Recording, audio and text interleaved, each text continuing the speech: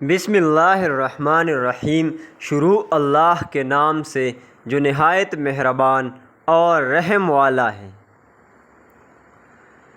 آج کا ہمارا لیکچر ہے اصناف نثر اور اصناف نظم۔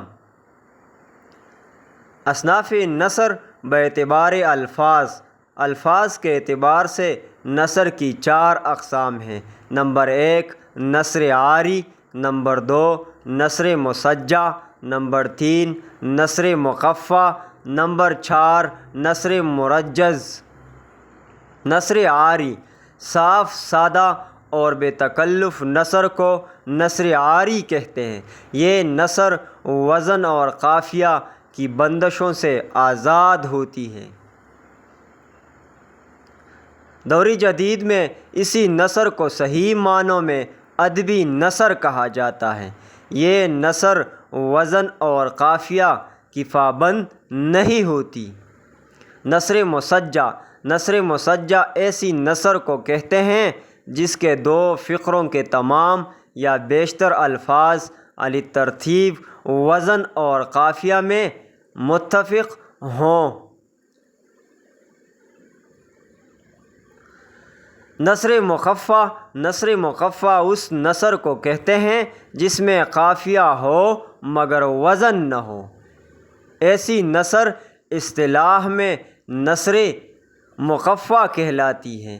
ایسی نثر میں قافیہ کا خیال تو رکھا جاتا ہے مگر وزن کا خیال نہیں رکھا جاتا۔ نثر مرجز ایسی نثر کو کہتے ہیں جس میں فقروں کے الفاظ ہم وزن ہوں لیکن قافیہ نہ رکھتے ہوں۔ اصناف نثر باعتبار معنی نثر کی معنی و مفہوم کے اعتبار سے بھی 2 قسمیں ہیں۔ نمبر 1 سلیس نثر، نمبر 2 دقیق نثر۔ سلیس نثر سے مراد وہ نثر ہے جس کے معنی آسانی سے سمجھ میں آ جائیں اور اظہاری مطالب میں رعایتی لفظی و معنوی سے کام نہ لیا گیا ہو۔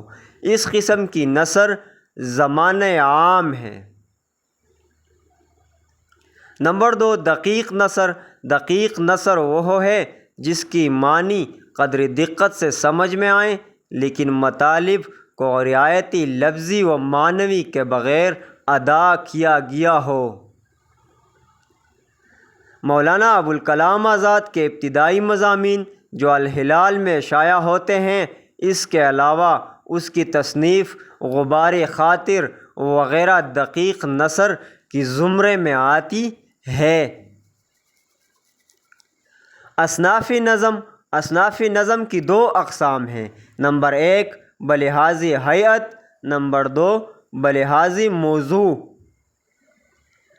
بلحاظ ہیئت نمبر 1 بلحاظ ہیئت منظوم ادب کی مختلف اقسام ہیں جن میں مثنوی، رباعی، قطعہ، محمس، مسدس، مثلث، ترکیب بند، ترجیح بند وغیرہ شامل ہیں۔ نمبر 2 بلحاظ موضوع کے لحاظ سے اصناف نظم میں غزل، قصیدہ اور مرثیہ وغیرہ شامل ہیں۔ اصناف نظم کا سب سے بنیادی جزو شعر ہے۔ والسلام، اللہ حافظ، پھر ملاقات ہوگی انشاءاللہ۔